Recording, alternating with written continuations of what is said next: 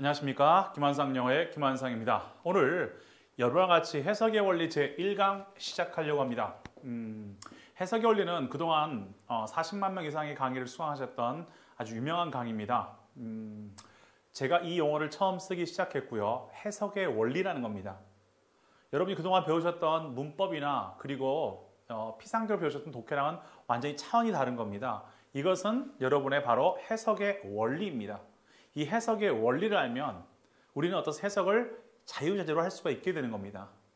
문법을 안다고 해서 해석이 되지 않습니다. 여러분, 물론 단어를 많이 알고 있으면 해석이 되는 것처럼 보이지만 중요한 것은 단어와 단어의 뜻을 연결시켜서 하나의 문장을 여러분이 올바로 해석하는 것이 실제로는 그렇게 만만치 않습니다. 그렇기 때문에 해석의 원리 강의는 실제로 문법을 어느 정도 마스터한 상태에서 보면 가장 좋고요. 하지만 문법이 마스터되지 않은 상태에서도 얼마든지 우리는 뭐 할 수 있습니까? 이 해석의 원리 강의를 통해서 여러분 해석의 진수를 맛볼 수가 있게 되어지는 것입니다. 따라서 이 강의는 여러분이 반드시 필히 최소한 2번 이상 강의를 들으시면서 완전히 여러분 걸로 소화해내시기 바랍니다. 목표는 30강 안에 이 강의를 다 끝내는 걸 목표로 하면서 제가 이 강의를 시작하도록 하겠습니다. 여러분들 조금 힘드시더라도 물론 절대 힘들지 않습니다. 제가 여러분 충분히 알아듣기 쉽게 설명해 드릴 거기 때문에 절대 힘들지 않기 때문에 여러분이 조금만 더 힘내셔서 공부를 하셨으면 좋겠습니다. 지난 강의를 통해서 저와 함께 TMG라는 강의를 통해서 저와 함께 TMG 강의를 통해서 10-Hour Master Grammar Story라는 강의를 통해서 여러분이 독해에 대한 감, 독해를 위한 어떤 문법에 대한 감을 잡으셨을 거라고 생각합니다. 그래머라는 것이 이제 이걸 통해서 느끼신 점은 그래머가 그렇게 딱딱하고 어려운 것만은 아니구나 이런 걸 여러분이 느끼셨을 겁니다. 오늘은 이 그래머가 어떻게 최소한의 5%의 그래머를 가지고 100%는 아니지만 95%의 해석을 해내는지 이런 것들을 이제 하나하나 배우기 시작할 것입니다. 따라서 이 강의를 통해서 여러분이 튼튼하게 해석의 원리 강의를 통해서 해석의 어떤 원리들을 베이직한 어떤 프린시플, 원리들을 파악해냄으로써 여러분이 최소한의 문법 지식으로 완벽한 독해를 해내실 준비를 지금부터 하시는 겁니다. 자, 그러면 해석의 원리 강의 이제 시작해 보도록 하겠습니다.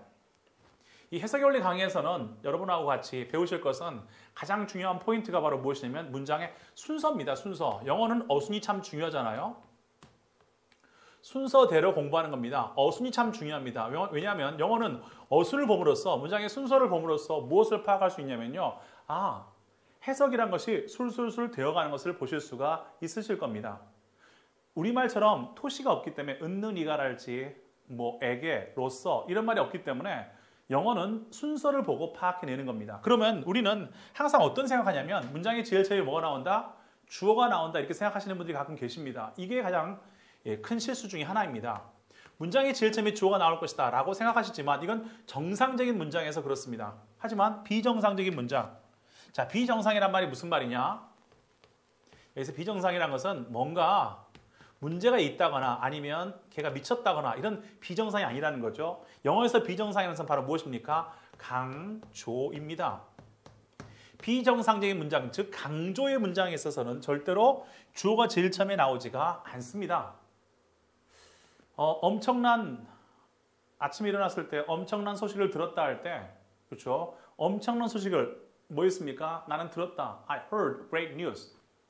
그렇죠? 놀랍게도 이런 말 쓸 때 제일 처음에 그러니까 그냥 I got great news 혹은 어떻습니까? 그렇죠? I heard great news 이렇게 쓸 수 있지만 여기다 뭘 쓰는 겁니까? 정말 놀랍게도 할 때는 뭘 씁니까? surprisingly 이와 같은 무엇이요?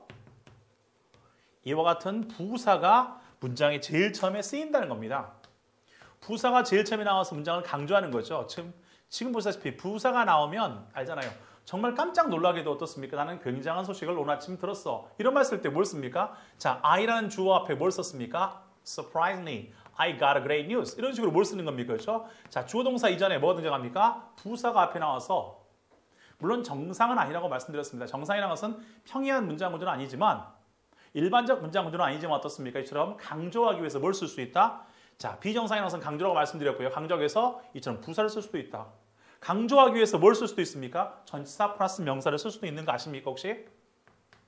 전치사 플러스 명사가 앞에 나와서 강조를 하는 겁니다. In the morning, 아침에 있잖아. 내가 아침에 굉장한 소식을 들었거든. 아침에 있잖아. 이 소식 언제 들은 줄 알아? 아침에 있잖아. 이런 말 쓸 때 전치사 플러스 명사가 나와서 뭐 할 수도 있습니까? 이게 문장이 제일 처음에 나올 수 있어요. In the morning. 아침에 나올 수 있죠. In the morning. 아침에. 혹은 어떻습니까? At 10 o'clock. At 10 o'clock. At 10. 10시에. 이런 말 쓸 수 있잖아요. In the morning. 제가 무슨 말인지 알겠죠, 지금? 어순이란 것은 우리가 생각하는 만큼 호락호락하지는 않지만 자, 어순이라고 하는 것이 여러분이 생각하는 만큼 그렇게 호락호락하지는 않습니다. 호락호락하지는 않지만 어떻습니까? 중요한 것은 뭐냐면 이 어순을 통해서 우리는 전치사 플러스 명사란 이것이 제일 앞에 나와서 이렇게 문장을 이끄는데요. 어순이 호락호락하지는 않지만 어순을 우리가 정확히 안다면 즉 해석의 원리가 바로 무엇입니까? 이 어순들을 정확히 파악하는 겁니다.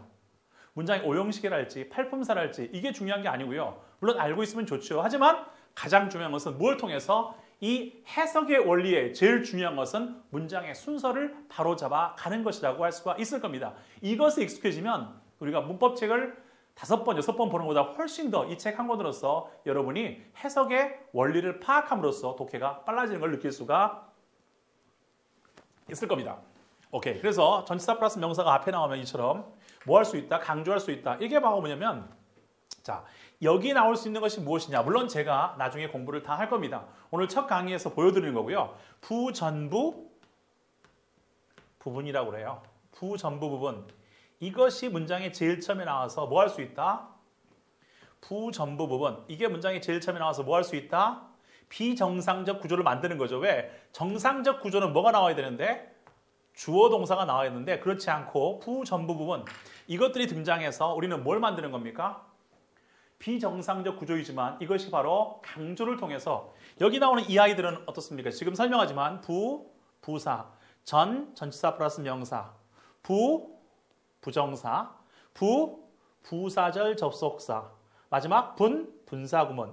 이런 아이가 등장을 하면 실질적으로 이 아이들은 어떻습니까? 뒤에 나온 주어를 꾸미는 게 아니라 뒤에 나온 동사를 꾸며서 아니면 전체 문장을 꾸며서 뭐 하는 겁니까? 실질적으로 여기 나온 동사를 꾸미거나 이거 전체 문장을 꾸며서 어때? 강조의 비정상적 어순을 만들어 나가는 것이 원칙이라고 할 수 있을 겁니다. 이걸 모르고 있으면은 우리는 항상 문장의 제일 처음에 뭐가 나올 것이다? 주어가 나올 것이라는 여러분이 잘못된 판단으로 해석 자체가 망가진다는 거죠. 그러니까 이런 것들을 제대로 안 가르쳐주는 선생님이 계신다면 실제로 여러분을 지금 망치고 있는 겁니다. 좀 안타까운데요. 가끔 보면 학생들한테 오형식을 강조하거나 문장의 제일 처음에 주어가 나온다. 이것만 때려 박아주면 학생들 입장에서는 받아들이긴 하지만 실질적으로 이것을 통해서 망쳐지는 게 굉장히 많은 겁니다. 알고는 배우셔야죠. 가르치는 선생님들한테 다시 한번 경고를 합니다. 그런 식으로 강의를 하시면 절대로 안 되는 겁니다. 그렇게 강의를 하기 때문에 학생들이 영어에 혐오감을 느끼거나 그리고 영어에서 아무리 배워도 독해가 안 된다는 말을 뱉곤 하거든요. 그러니까 절대로 잊지 마시고요. 영어는 반드시 주어가 나오는 게 정상이지만 그렇지 않고 주어가 나오지 않고 비정상적으로 어떤 문장이나 어떤 동사를 강조하기 위해서 뭐 하는 겁니까? 이렇게 부전부분 이런 것이 등장해서 뭐 해주는 겁니까? 실질적으로 문장의 순서를 주어가 아닌 다른 것에서 시작할 수도 있다는 겁니다. 부사, 전치사 플러스 명사, 그리고 부정사, 그리고 부사절 접속사, 마지막 분사구문이 나와서 어떻습니까? 문장을 일단 흐트러 놓기 시작합니다.